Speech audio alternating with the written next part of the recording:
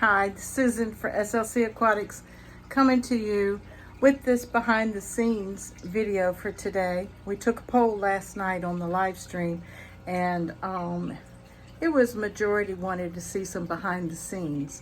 So I'm going to turn this camera around, let y'all know what I've been doing today. This here is my swordtail endlers, which are spoken for. And did a water change here today. Did some water testing. This one needed a water change. I took out some melting plants and also changed the filter media. Also, this one here had some high nitrates and some nitrites, which meant some ammonia was going on. Eventually, I'm going to take these Corridora and snails out of here. And that moss, and I'm going to have to treat this tank for these poor little platies. Need some medication. I also wanted to show you the 2 dozen peppered Corridora eggs that hatched out. It's been about 2 weeks now. They're really showing some good growth. I'm doing daily to every other day water changes. And I'm feeding them powdered rapashi. Also, I did a water change here in the 20 long that used to have cyanobacteria in it. And so far, the water perimeters are just now starting to show a trace of nitrates, which means she is cycling. I have 2 used filter medias in there, a sponge filter and a corner filter. This is my strain of fancy guppies. Don't have a name for them yet, but they are really giving me some nice long, good bodies on the males and nice delta tails. This is my 5-gallon that houses 2 snowball shrimp and some snails, wood and anubias. Here's my drink dispenser that has some of my guppies in it, and I will be also breaking this down and adding these guppies to this aquarium. Right now I'm still doing water changes, good old Python. This is the last water change for today. This is the 29, and as you see, I need to add some water flow to the faucet. This 55, I did a water change in it, probably about, 5%. Did a water change in this 20 with the yo-yo loaches and snails and some cold guppies.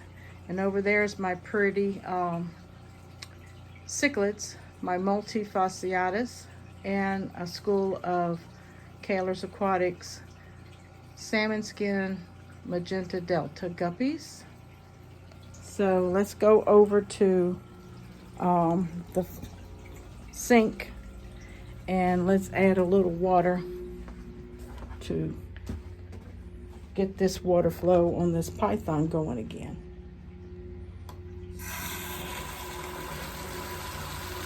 Then you watch the tubing for any air bubbles. Here comes some air bubbles. A little bit more water pressure. There we go. Sometimes the gravity pull is not as good as you want it to be.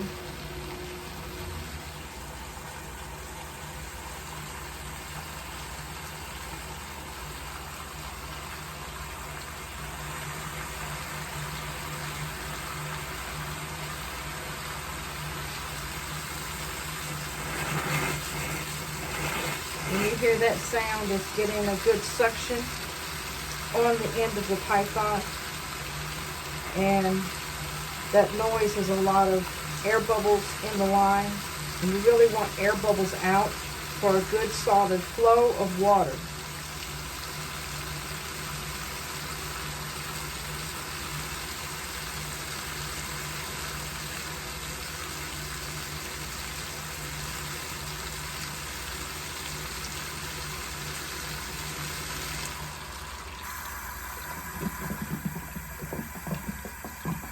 Some people would say, well, that sure is a waste of a whole lot of water. Yeah, sometimes you do have to. I'm still getting air bubbles. I think my husband might be using the water on the outside. He's been cutting grass. So,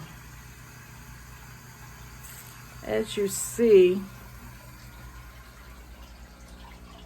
I think that's enough water change for today. That's about 10%. So I'm going to go ahead and reverse it and bring the water back in to fill the aquarium. So here's what I do. Go ahead and I turn the pressure on. I close this off to reverse the water flow. And I don't like that noise. So I turn on just enough water till it's quiet. And so now I'm going to come over here and add my dechlorinator. And I do use API Stress Coat.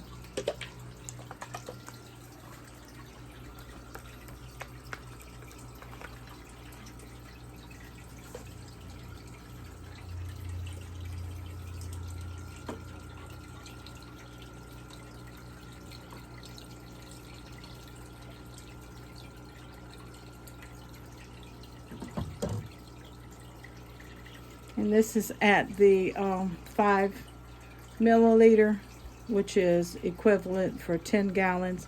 And I'm going to add that to the water.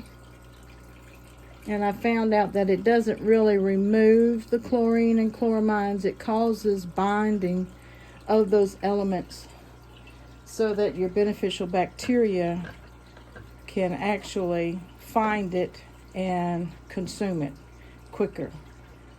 And this tank's probably been set up, I don't know, a good month now. I forgot which day. I'll have to go back on the video. But that's some of the behind the scenes. I hope you've enjoyed it. This is Susan for SLC Aquatics. #FishFam. Bye.